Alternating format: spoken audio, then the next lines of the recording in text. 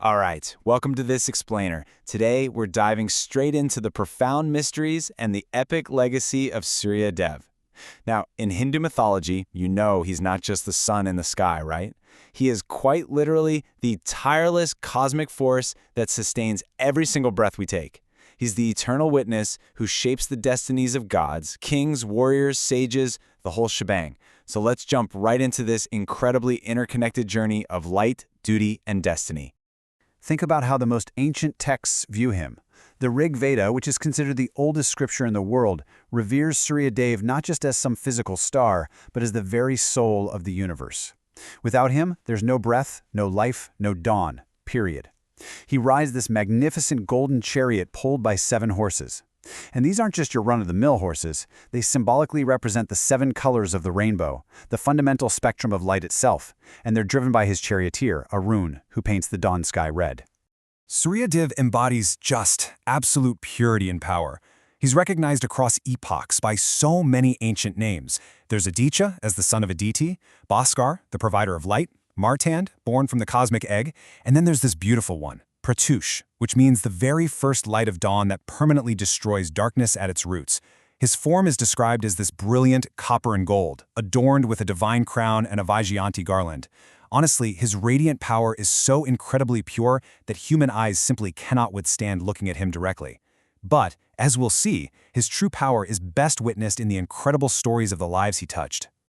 Part 1. The Golden Sun Prince. Okay, so we begin with a young, unmarried princess named Kunti. She was rewarded with a divine mantra capable of summoning any deity, and, well, she decided to test it out at sunrise. Instantly, Surya Dev appeared in blinding golden glory. Bound by cosmic rules, he blessed her with a son, though he promised her purity would remain untouched. But here's where it gets complicated. This miraculous birth carried a really tragic dichotomy.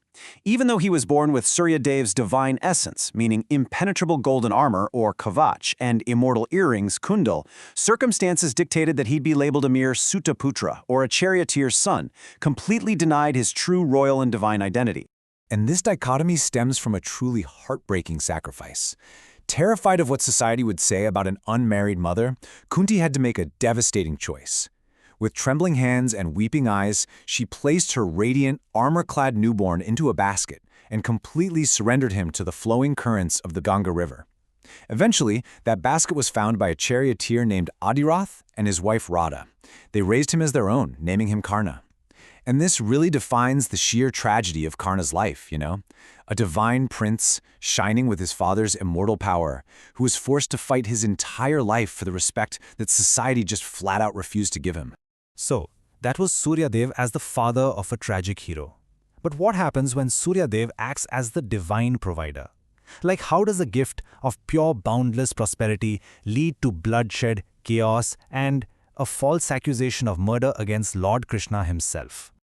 Part 2. Mystery of the Divine Jewel. This whole mystery centers around Satyajit. He was a deeply devoted worshipper of Surya Dev, and as a reward for his unwavering prayers, he received the Syamantaka Mani. Now, this wasn't just a glowing gem. Its power was absolutely staggering. It produced an astonishing 170 kilograms of gold every single day. Think about that for a second. Beyond that, its presence acted as a cosmic shield. Wherever the Syamantaka Mani resided, disease, famine, and disaster were completely banished.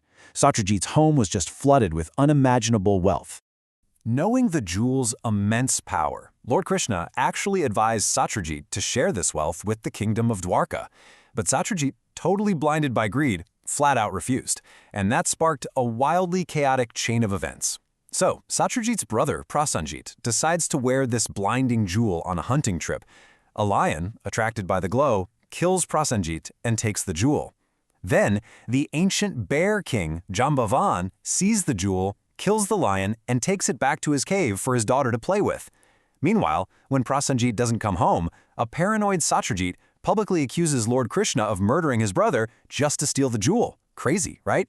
So, to clear his name, Lord Krishna ventured deep into the forest. He tracked the trail of the missing prince, found the dead lion, and finally entered Jambavan's cave.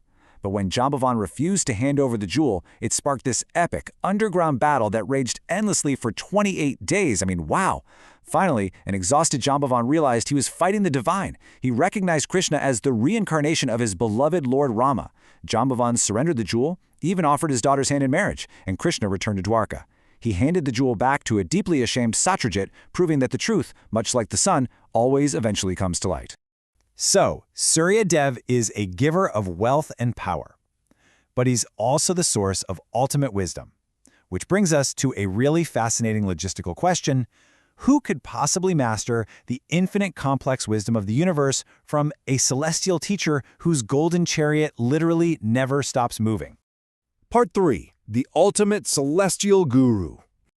You might know that, as a mischievous kid, Lord Hanuman famously mistook the glowing morning sun for a delicious red mango and literally leapt into space to eat it.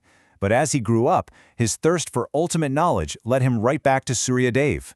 The sun god smiled, but pointed out a pretty major cosmic problem. His chariot never stops. So how exactly could he teach? Well, Hanuman proposed a miraculous, gravity-defying solution. He would face the blinding brilliance of the chariot, walking backward through the cosmos at the exact, unimaginable speed of the sun, focusing entirely on absorbing the infinite knowledge being spoken to him. And guys, the sheer volume of what he learned in mere days is just astounding. While hurtling backward through space, Hanuman mastered the Vedas, the Upanishads, advanced grammar, celestial astrology, divine music, and supreme martial arts, the whole shebang. When Hanuman asked what he owed as Guru Dakshina, which is the traditional fee for a teacher, Surya Dev simply asked him to watch over and serve his son, Sugriva. It's actually incredible to realize that Hanuman's unparalleled knowledge and his fateful meeting with Lord Rama later on were entirely orchestrated by the grace of Surya Dev. Part 4. Rise of the Solar Dynasty. Perhaps the grandest legacy of Surya Dev is his role as the great ancestor to the most righteous lineage of kings in human history. It's this majestic, divine bloodline that begins at the very dawn of creation with Surya Dev himself. His son was Vaivaswata Manu, considered the father of humanity in this epic. From Manu came King Ikshwaku, who founded the great city of Ayodhya and officially named the lineage the Suryavansh. As we move through the epics, we see a bloodline absolutely defined by extraordinary duty, leading through legendary kings, right down to the ultimate embodiment of Dharma. The crucial point here is that Surya Dev didn't just pass down royal blood, he passed down the virtues of light, discipline, and unwavering truth. Look at these descendants. You have King Harishchandra, who willingly sacrificed his kingdom, his wealth, and his own family just to uphold the absolute truth. King Bhairath, whose unmatched perseverance brought the sacred river Ganga from heaven all the way down to earth to liberate his ancestors. And King Raghu, whose valor was so immense that the lineage also became known as the Raghuvansh. All of this righteous energy, generations of unwavering truth and discipline, culminated in a single glorious moment. Born on the day of Chaitra Navami in the palace of Ayodhya to King Dasharat and Queen Kausalya was Lord Rama, known as the Maryada Purushottama, the supreme man of honor and righteousness. He was the ultimate warrior of the Solar Dynasty, the one who accepted 14 long years of exile just to honor his father's word, and who crossed an ocean to destroy Adharma. Lord Rama was the absolute peak of the Suryavansh, and Surya Dev was his ultimate patron deity. When we pull all these threads together, we realize something really profound. Surya Dev is far, far more than just a physical star hanging out in the sky. He's the central catalyst of Hindu mythology. He's the silent witness to every triumph on earth. He's the father who gave Karna his immortal strength. He's the boundless provider of the Syamantaka Mani. He's the tireless celestial guru who gave Hanuman his infinite wisdom, and he's the cosmic ancestor of Lord Rama. He is the energy that connects all these legendary events. So as we wrap up this explainer, I want to leave you with a final thought. The mythology of Surya Dev isn't just ancient history. It's a living, breathing reality that rises every single morning. When you feel the warmth of the first dawn tomorrow, that pratyush, that very first light, will you just see a sun?